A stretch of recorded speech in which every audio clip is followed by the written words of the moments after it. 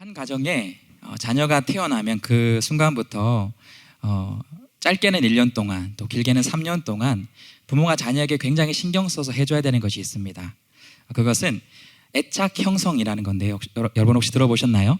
애착 형성? 네. 부모와 자녀가 사랑으로 착 붙어있는 그런 친밀한 관계, 가장 가까운 관계를 형성해 주는 것이 굉장히 중요하다라고 합니다. 이 애착 형성은 쉽게 말하면 자녀에게 부모가 누구인지를 알려주는 그 시간들입니다. 부모가 얼마나 소중한 존재이고 또 든든한 존재이고 자신을 돌보아주는 존재라는 그 사실을 하나씩 하루하루 깨달으면서 부모를 가장 사랑하는 그런 관계로 나아가는 것이 애착 형성의 과정입니다. 이제 막 태어난 아기에게 날마다 업어주고 안아주고 또 부모의 심장 소리를 들려주고 숨소리를 알게 하고 목소리를 듣게 해줘서 이 사람이, 이 목소리가, 이 숨소리가, 이 향기 나를 지켜주는 대상이구나, 나의 보호자구나 라는 것을 인식시켜주는 그런 과정입니다. 그리고 또 항상 내가 배고플 때마다 먹여주고 입혀주는, 그리고 내가 피곤할 때 재워주는, 그리고 내가 아플 때 치료해주는 그런 제1의 내 인생의 공급자가 바로 이 사람이고 이 대상이구나 하는 것을 깨닫는 그러한 과정이 애착 형성의 과정이고, 전문가들은 이 과정이 태어나서 1년 동안 그리고 혹은 3년 동안 굉장히 중요한 시기라고 합니다. 그래서 이 기간 동안 부모와 자녀 간의 이 애착 형성이 잘 맺어지면 그 이후에 자녀가 커가면서 항상 부모의 사랑을 의심하지 않고 부모와 자녀가 건강한 그런 사랑의 관계로 나아갈 수 있도록 하는 것이 이 갓난아기 시절에 경험하는 이 애착 형성의 과정이다라는 것이에요. 그런데 이 과정이 지나고 나면, 이제 3살이 지나고 나면 부모가 지금까지는 이 애착 형성의 과정을 통해서 너에게 부모가 어떠한 존재인지를 알려주는 그런 과정이었다라면, 그 시기가 지나고 나면 이제 부모는 자녀에게 또 다르게 알려주고 또 집중해야 될 것이 있습니다. 그거는 이제는 네가 누구인지 알게 가르쳐 주는 거예요. 나는 너의 부모로 너를 지켜주고 사랑해주는 그런 존재다. 그것을 아주 어린 시절, 갓난아기 시절부터 알려줬다면 이제 3살이 지나고 조금씩 성장하면서 그 자녀에게 너는 이런 사람이야, 너는 앞으로 이런 사람이 돼야 되고 이렇게 살아가야 돼 라고 그것을 알려주는 시기가 그 애착 형성의 이후에 부모들이 해야 될 중요한 일입니다. 이제는 한 가정의 자녀로서 성장하면서 부모와 자녀 간에 어떤 일을 하고 또 어떤 그 자기 역할들을 감당해야 되는지를 이제는 하나씩 알려줘야 됩니다. 너도 자녀로서의 이런 역할이 있고 이런 책임이 있어. 너도 우리 가정의 한 구성원으로서 이런 역할을 해야 되고 이제는 이런 것들을 하지 말아야 돼 라는 것을 알려줘야 돼요.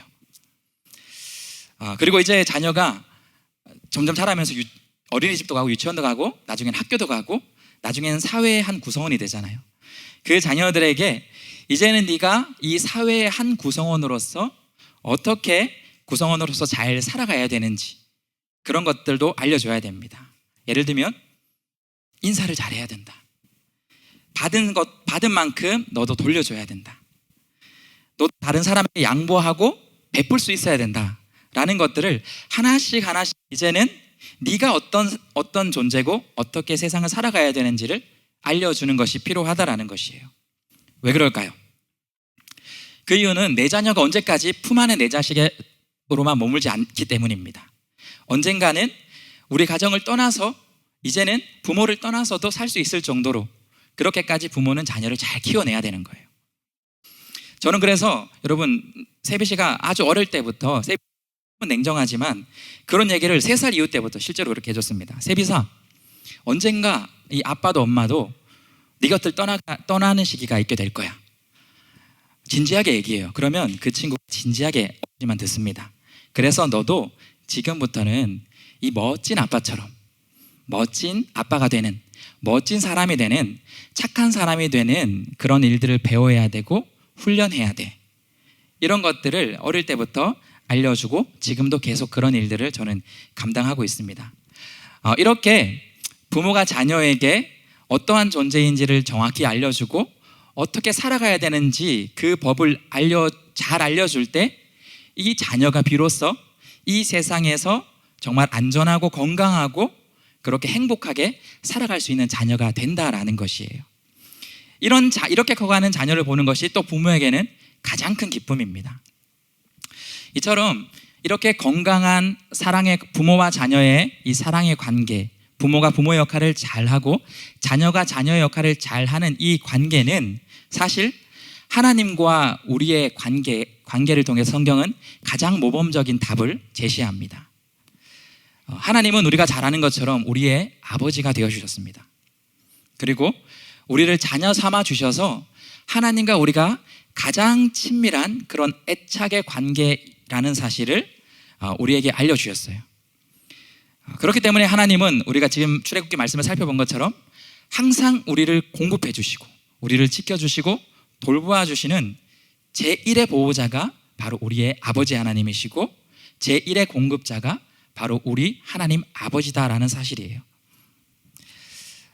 그러나 하나님은 우리에게 우리가 갓난아기 때처럼 무조건적으로 공급해 주시고 무조건적으로 돌봐주시고 무조건적으로 참아주시고 그런 역할도 해주시지만 우리가 언제까지 갓난아기로 살기를 원하시지 않는다라는 것을 오늘 본문은 우리에게 분명히 말씀해 주시고 계십니다. 그러한 것들도 하나님이 해주시지만 하나님 우리의 제1 공급자시자 돌봐주시는 양육자시지만 하나님은 우리에게 더 큰 것을 기대하고 더 큰 소망을 품게 하셨다라는 것이에요. 그것을 잘 보여주는 본문이 바로 오늘 19장 우리가 말씀에 잘 나옵니다. 우리가 오늘 말씀을 통해서 함께 말씀을 나누게 될 때에 우리가 택함받은 하나님의 자녀로서 또 백성으로서 어떤 존재로 하나님이 우리를 이 땅 가운데 살기를 원하실까? 그 하나님의 뜻을 깨닫고 또 결단하며 한 주를 살아낼 수 있는 하나님의 자녀로 살아낼 수 있는 저와 여러분이 될 수 있게 예수님의 이름으로 축복합니다. 출애굽기는 총 여러분 몇 장으로 되어 있는지 아시나요? 우리 성경에 있는 분들은 빨리 한번 찾아봐도 됩니다. 5, 4, 3, 2, 1 40장으로 되어 있습니다. 우리가 오늘 나누는 이 본문의 말씀이 몇 장이죠?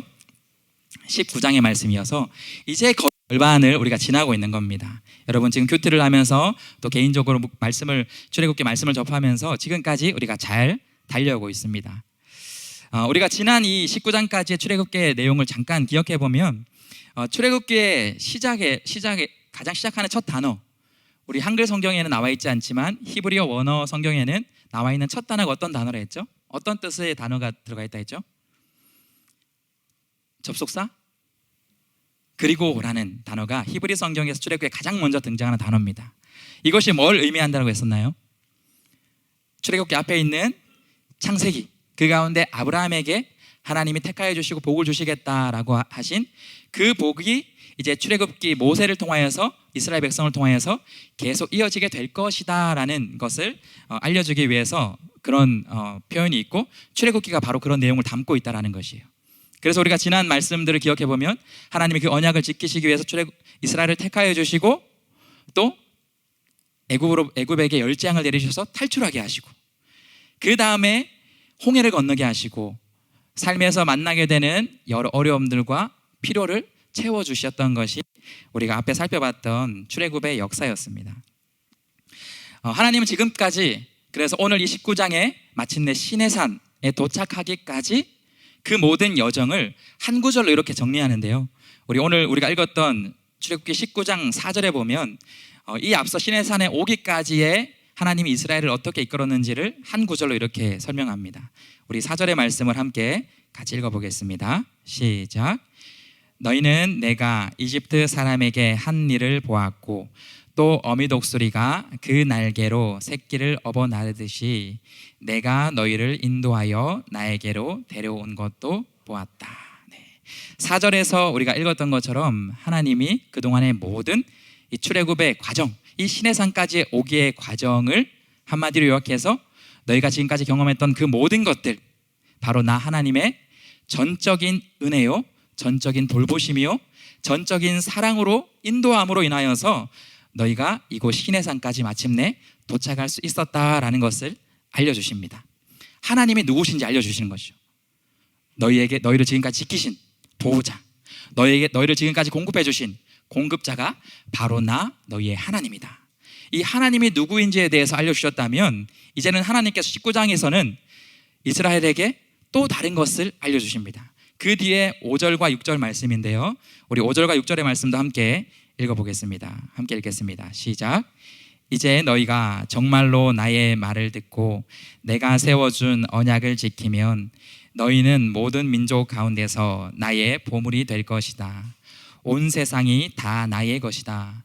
그러므로 너희는 내가 선택한 백성이 되고 너희의 나라는 나를 섬기는 제사장 나라가 되고 너희는 거룩한 민족이 될 것이다. 너는 이 말을 이스라엘 자손에게 주어라. 앞서 4절까지는 그동안의 출애굽의 역사 속에서 하나님이 이스라엘에게 어떠한 분이신지를 말씀해 주셨다면, 이제 5절부터 그 이후의 모든 출애굽기의 40장까지의 말씀은 이스라엘이 누구이고 이제 어떻게 하나님의 백성으로서 살아가야 되는지에 대해서 말씀해 주시는 것이 이 19장을 기점으로 해서 나머지 모든 출애굽기의 역사, 그리고 뒤에 모세 오경의 모든 이야기들이 그렇게 흘러갑니다.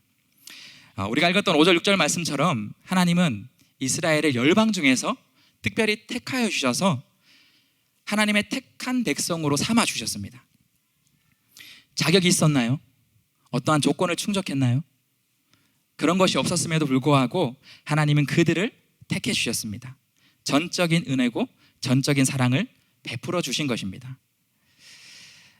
하나님의 이 은혜와 사랑은 우리가 살펴봤던 것처럼 세상의 그 어떤 누구도 가장 힘이 센, 가장 권력이 있는, 가장 지혜가 있는 그러한 사람과 어떠한 것도 막을 수 없다라는 것을, 가장 친밀한 관계, 하나님의 택한 이 사랑의 관계라는 것을 우리는 앞선 출애굽의 모든 역사를 통해서 확인할 수 있었습니다. 하나님은 그렇게 아무도 먹지 못하는 은혜와 사랑으로 이스라엘을 택해 주신 거예요. 그렇기 때문에 이제는 이스라엘이 그 열방 중에서 나를 택해 주신 그 하나님의 백성답게 자신들이 이제는 어떤 존재인지를 분명히 알고 어떻게 살아가야 될지를 하나님이 말씀해 주신 거예요. 쉽게 얘기하면, 한마디로 얘기하면 하나님은 택한 그 이스라엘 백성이 앞으로는 하나님을 섬기는 제사장 나라가 되고 세상과 구별된 거룩한 민족이 돼야 한다라고 그들의 존재를 알게 하십니다.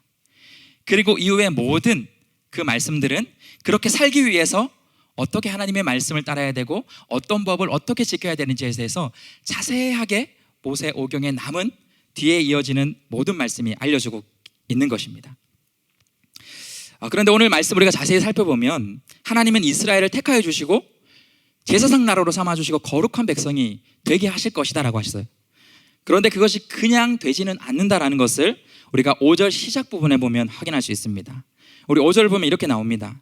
이제 너희가 정말로 나의 말을 듣고 내가 세워준 언약을 지키면, 그리고 그렇게 될 때에 너희는 거룩한 제사장, 거룩한 나라, 거룩한 백성이 될 수 있을 것이다 라고 그렇게 말씀하시는 것입니다. 하나님의 택함 받은 백성이 가장 먼저 해야 되고 가장 기본이고 가장 중요한 것이 바로 하나님의 말씀을 듣고 그 말씀, 그 법을 따라 살아가는 것이 가장 기본이고 중요하다라는 것을 하나님이 말씀해 주시는 것이에요. 그렇기 때문에 우리가 첫 번째로 한번 이렇게 같이 한번 외쳐보도록 하겠습니다. 우리 1번의 내지를 함께 읽어보겠습니다. 시작. 하나님의 말씀을 듣고 따라야 합니다. 하나님께 택함을 받은 하나님의 백성이라는 사실을 우리가 믿는다면 우리는 하나님의 말씀을 듣고 따라가야 합니다. 너무나 당연한 것이고 우리가 많이 들었던 내용입니다. 그런데 이것은 너무나 중요한 우리가 가장 우선적으로 해야 되는 우리의 믿음의 모습입니다. 왜냐하면 하나님의 백성은 하나님의 말씀을 들을 때 비로소 어떻게 하나님을 올바르게 섬길 수 있는 제사장이 될 수 있는지를 거기서 깨달을 수 있기 때문입니다. 왜냐하면 하나님의 백성이 알려주신 그 법을 따를 때에만 우리는 세상과 구별된 거룩한 백성이 될 수 있기 때문에 우리가 하나님의 택한 백성, 거룩한 제사장, 그것이 되기 위해서는 우리는 가장 먼저 하나님의 말씀을 듣고 따를 수 있는 그런 믿음의 모습을 보여야 한다는 것이에요. 인간의 어떠한 정성, 인간의 어떠한 마음, 세상의 방법으로는 어떠한 것으로도 우리가 하나님을 올바르게 섬길 수 없습니다.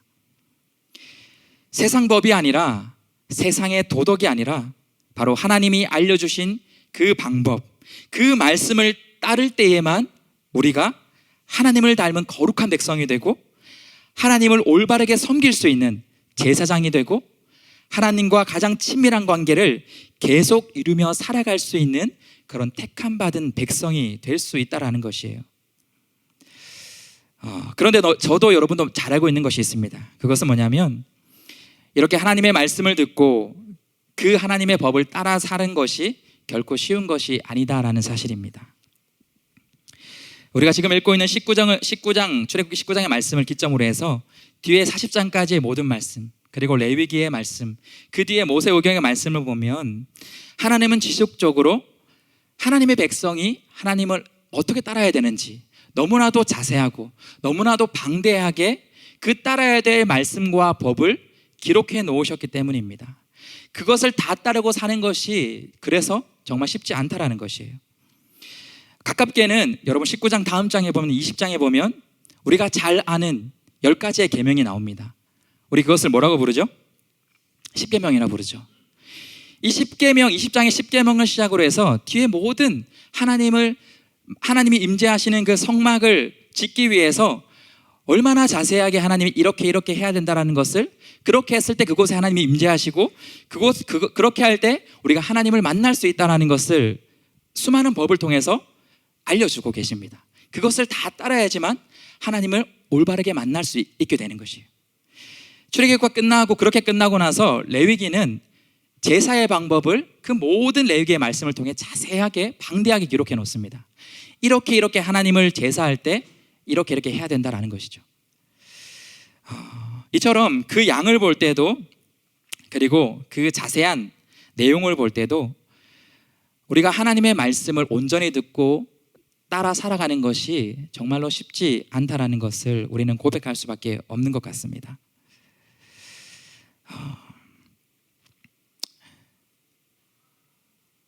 그리고 오늘 본문은 심지어는 그 정확한 그 법을 자세하게 소개하기 전부터 이미 우리가 하나님의 은혜 없이는 하나님의 선택받은 백성으로, 거룩한 제사장으로 사는 것이 불가능한 존재라는 것을 아주 무서운 말씀으로 경고해 주는 것을 보게 됩니다. 우리 19장 7절부터 그 이후에 쭉 말씀을 보면 이렇게 기록되어 있습니다. 모세가 돌아와서 백성의 장로들을 불러 모으고 주님께서 자기에게 하신 이 모든 말씀을 그들에게 선포하였다. 무슨 말이냐면, 너희가 내 말을 듣고 내 법을 따르게 될 때에 너희는 나의 택한 백성이 되고 거룩한 제사장이 될 것이다 라는 것을 얘기해 준 것입니다. 그렇게 하자 8절에서 이스라엘 백성 그 말을 듣고 너무나 쉽고 흔쾌하게 이렇게 대답합니다. 모든 백성이 다 함께 주님께서 말씀하신 모든 것을 우리가 실천하겠습니다.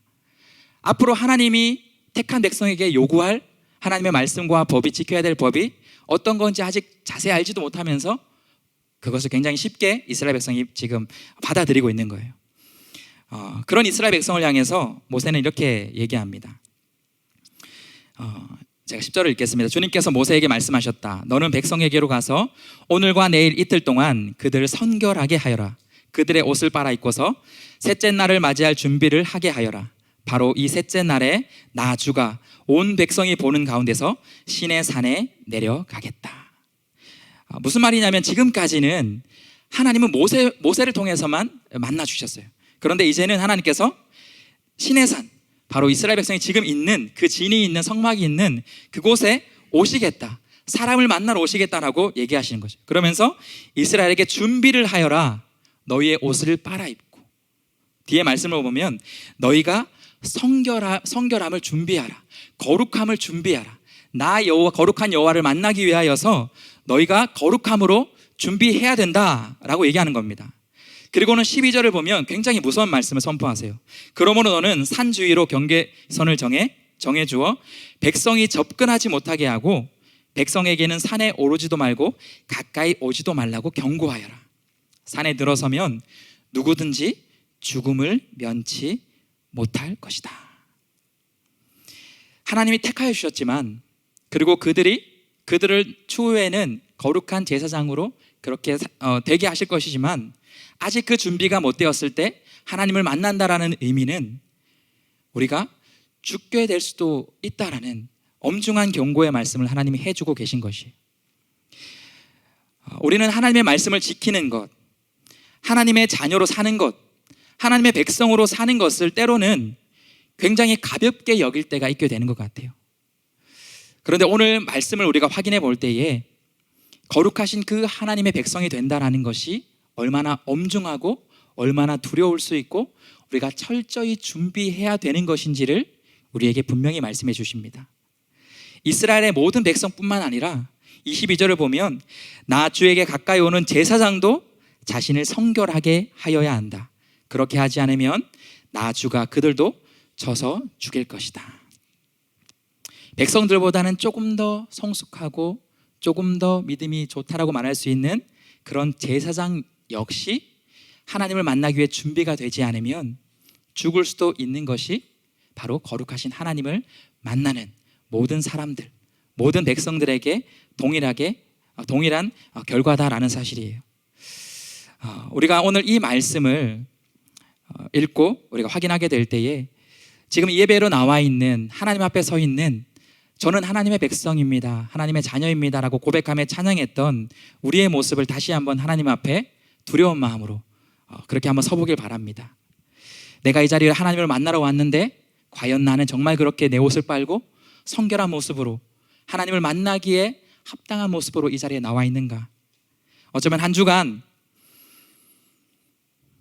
하나님의 백성답지 못하게, 하나님의 자녀답지 못하게 거룩하지 못한 채로, 많은 죄를 지은 채로, 그러나 그것이 아무 상관도 없는 것처럼 하나님 앞에 나와 있는 우리의 모습이 있지는 않은지 다시 한번 우리의 모습을 점검하고 돌아보고 하나님 앞에 가지고 나아갈 수 있는 저와 여러분이 될 수 있길 간절히 소망합니다.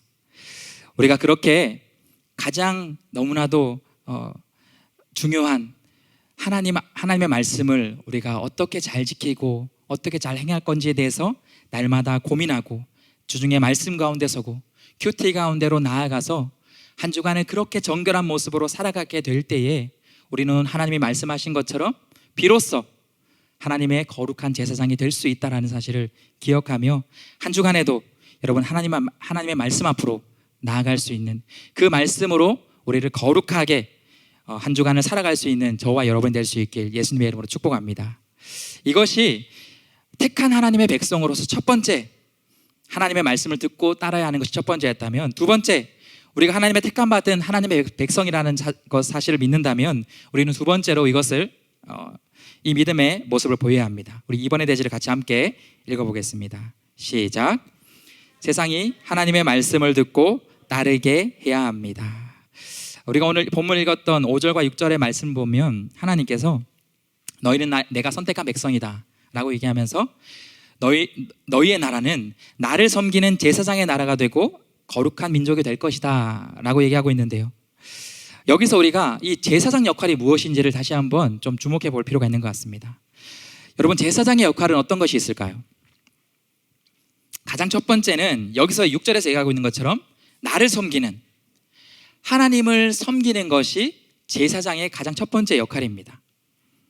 그런데 또 다른 제사장의 역할이 있는데요, 이후에 제사장이 어떠한 역할을 하느냐, 성막이 세워지고 하나님께 제사를 드릴 때 제사장이 어떤 역할을 하냐면 하나님과 그리고 이스라엘을 연결해주는 그러한 역할, 그러한 존재가 이 제사장의 역할이자 제사장의 존재였습니다.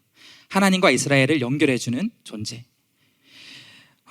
그런데 하나님은 오늘 이 모든 이스라엘 백성을 향하여서 선포하시는 것이 너희 모든 이스라엘 민족이 나를 섬기는 나의 제사장 나라가 될 것이다 라고 얘기하는 것이에요. 무슨 말이냐면 이스라엘 안에서는 제사장이 이스라엘 백성과 하나님을 연결하는 그러한 역할을 했다면 이제 이스라엘 모든 민족은 하나님과 세상을 연결해주는 그런 제사장 나라의 역할을 감당해야 되는 것이 택한 이스라엘 백성이 해야 될 중요한 일이다라는 사실이에요. 하나님은 이스라엘 백성을 구원해 주시기 위해서만 이스라엘 택한 것이 아니다라는 사실입니다. 이스라엘 백성만 귀하게 여겨주시고 이스라엘 백성만 거룩한 백성으로 삼아주시기 위하여서 이스라엘을 택한 것이 아니다라는 것이에요. 그들을 먼저 택하여 주시고 먼저 돌보아 주시고 은혜를 주신 것은 세상 가운데 거룩을 알지 못하는 세상 가운데에 거룩이 무엇인지를, 그래서 하나님께로 나아가지 못하는 세상에게 하나님을 연결해 주는 역할을 하는 것이 바로 택한 백성, 이스라엘 백성의 이 거룩한 제사장의 역할이다라는 사실이에요. 이것이 하나님이 이스라엘을 택하신 이유이고 거룩한 제사장으로 삼으신 중요한 이유입니다. 그래서 베드로전서 2장 9절 말씀에 보면 그 역할을 다시 한번 이렇게 우리에게 말씀하고 있습니다. 우리 베드로전서 2장 9절의 말씀을 함께 읽어보도록 하겠습니다. 함께 읽겠습니다. 시작. 그러나 여러분은 택하심을 받은 족속이요 왕같은 제사장들이요 거룩한 민족이요 하나님의 소유가 된 백성입니다. 그래서 여러분을 어둠에서 불러내어 자기의 놀라운 빛 가운데로 인도하신 분의 업적을 여러분이 선포하는 것입니다. 우리가 읽은 베드로전서 2장 9절이 이 출애굽기에 있는 하나님이 선포하신 그 말씀이 지금의 우리에게 어떠한 의미인지를 다시 한번 설명해 주는 겁니다. 여러분은 택하심을 받은 족속이고 왕같은 제사장이요 거룩한 민족이요 하나님의 소유가 된 백성입니다. 그래서 여러분을 어둠에서 불러내신 자기의 놀라운 빛 가운데로 인도하신 분의 업적, 바로 하나님의 업적, 하나님의 은혜, 예수 그리스도의 은혜를 세상에 선포하는 것이 우리가 감당해야 될 바로 그 사명이다라는 것을 베드로전서 2장 9절은 저와 여러분에게 선포하고 있는 것입니다. 그리고 또 12절을 보면 한 번 더 이렇게 선포합니다. 우리 12절의 말씀도 한번 읽어보도록 하겠습니다. 함께 읽겠습니다. 시작. 여러분은 이방 사람 가운데서 행실을 바르게 하십시오.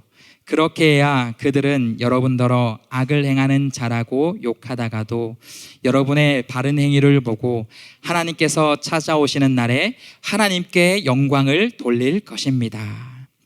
우리가 세상 가운데서 왜 바른 행실로 살아야 합니까? 우리가 세상 가운데서 왜 하나님의 법을 지키며 살아야 합니까? 여러분이 친구를 만나고 직장에서 일을 하면서 왜 거룩한 그런 하나님의 백성이 돼야 됩니까? 그 이유가 무엇이라고요? 세상 사람들이 우리를 욕하다가도 우리가 하나님을 따라 거룩한 그 믿음의 걸음을 걸어갈 때, 그 삶을 살아낼 때 우리의 모습을, 우리의 행위를, 바른 행위를 통해서 바로 하나님께 영광을 돌리게 될 것이기 때문이다. 그렇게 분명히 이야기하고 있습니다. 저는 저와 여러분의 삶이 이와 같은 삶이 되기를 간절히 소망합니다. 여러분 한 주간의 삶 속에서 여러분의 삶의 모습을 통해 하나님을 얼마나 증거했나요? 내가 살아가는 그 모습을 통해서 세상에 여러분의 친구들, 여러분의 지인들이 너를 보니 하나님이 살아계신 것 같다. 너를 보니 기독교가 정말 좋은 종교인 것 같다. 얼마나 그 밝은 빛을 여러분 전함에 살았나요? 우리가 지난 한 주 동안 그러한 삶을 살지 못했다면 여러분 출애굽기의 이 말씀을 다시 한번 묵상하게 될 때에 이후에 진행되는 하나님이 우리에게 알려주시는 그 모든 법들은 우리를 구원하기 위해 주신 법이 아니다라는 사실이에요. 우리가 착한 사람이라 우리가 칭함을 받기 위해 주신 말씀이 아니다라는 사실을 여러분 기억하길 바랍니다.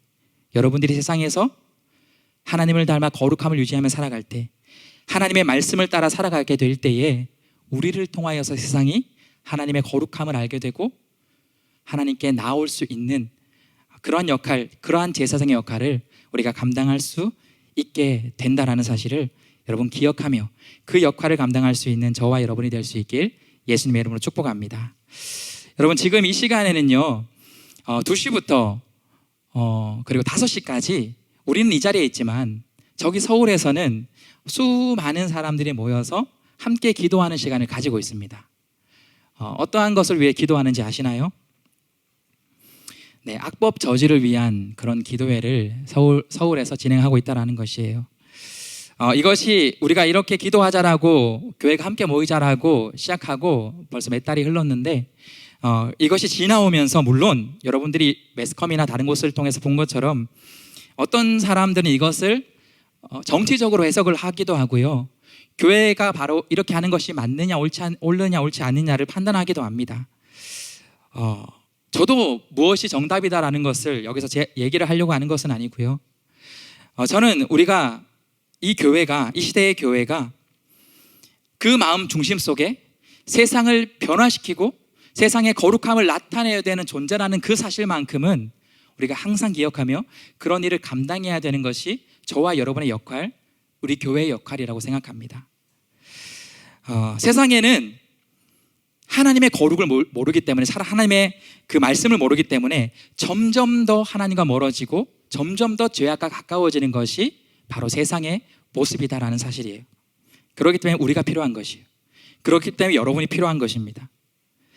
저와 여러분이 이 어둠이 가득하고 죄악이 가득한 세상 속에서 하나님의 말씀을 근거하여 무엇이 옳고 그른지, 어떻게 우리가 살아가야 되는지, 그렇게 했을 때 어떻게 우리가 행복할 수 있는지를 세상 사람들에게 전하며 선포하며 그렇게 살아내는 저와 여러분이 될 수 있길 예수님의 이름으로 축복합니다.